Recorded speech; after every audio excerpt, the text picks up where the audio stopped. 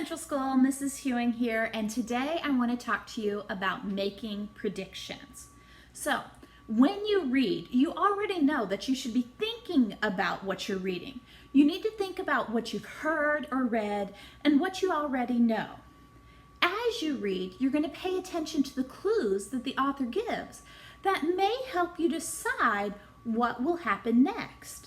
And then you can make a prediction about what you think will happen. So today we're going to try making a prediction based on this poster I have right here. All right? I want you to spend some time looking at this picture. What is the girl thinking? What do you think will happen next? And what's your evidence or clues for thinking and making your prediction?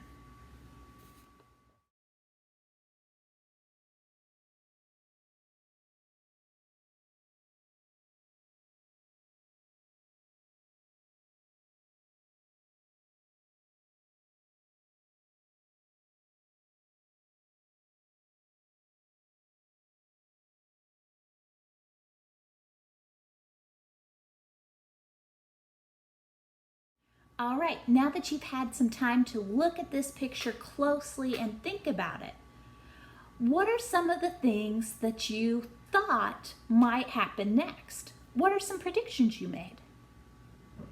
Well, I'm predicting that this girl really wants to go jump in some puddles.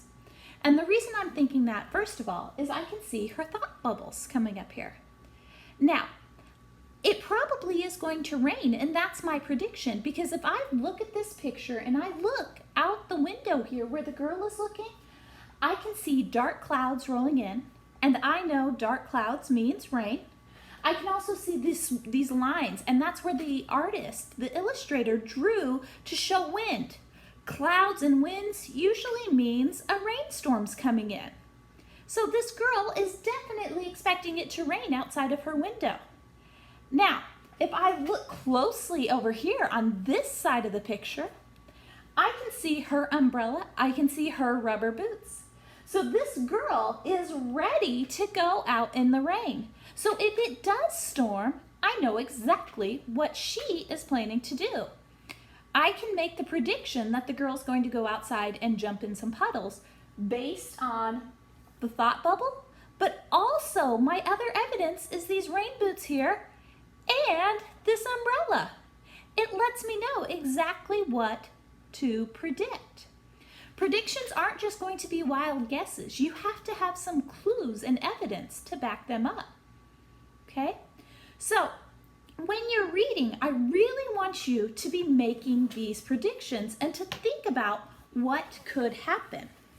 Now, I also love series books for predictions, because when you're reading a book in a series, a lot of times you're going to run into the same characters, and the characters are going to carry over from one book to the next, and they're going to act in the same or a similar way. So, one of the books that I've been reading lately is My Big Fat Zombie Goldfish. Now, I know that this story is about a boy named Tom, and Tom has an older brother who is mean, and Tom calls his older brother an evil scientist, okay? I know that Mark is evil and tries to do horrible things. In this book, he tried to take over the school and hypnotize everyone. He also tried to kill the zombie goldfish, okay? I started reading the sequel, the second book in this series. Now, as I was reading, they were getting ready to go on a family vacation. And here's just a little paragraph from the sequel, the second book by Mo O'Hara here about My Big Fat Zombie Goldfish. As Pradeep and I looked out the window, we saw a thick layer of fog hanging over the lighthouse, wrapping itself around a barely visible sign. I squinted to read it. "Welcome to Eel Bay," it said, in big letters, and then in smaller print that looked like it was painted on just yesterday. "Don't feed the eels, especially the evil one." Now, having read this book after this one, I know that something's going to happen with that evil eel. And truthfully, because the brother Mark is in both books and the brother Mark is an evil scientist, I have a feeling that somehow Mark is going to try to get the evil eel to torture his brother and his brother's best friend Pradeep. So that's my prediction from having read the first book. I know how Mark will act, and when I hear about something evil, I know that Mark's going to want to use that. So I can easily make my prediction.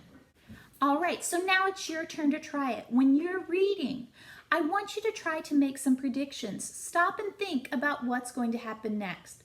A great place to try predictions is with series books. So if you love Magic Tree House, if you love Diary of a Wimpy Kid, if you love Big Nate, you know how the characters act in one book, and that can help you carry it over to the next book and what those characters can do. So right now, I want you to find your book, read a couple pages, and stop to see if you can make a prediction about what's going to happen next. But remember, you need some kind of evidence to back it up. Happy reading!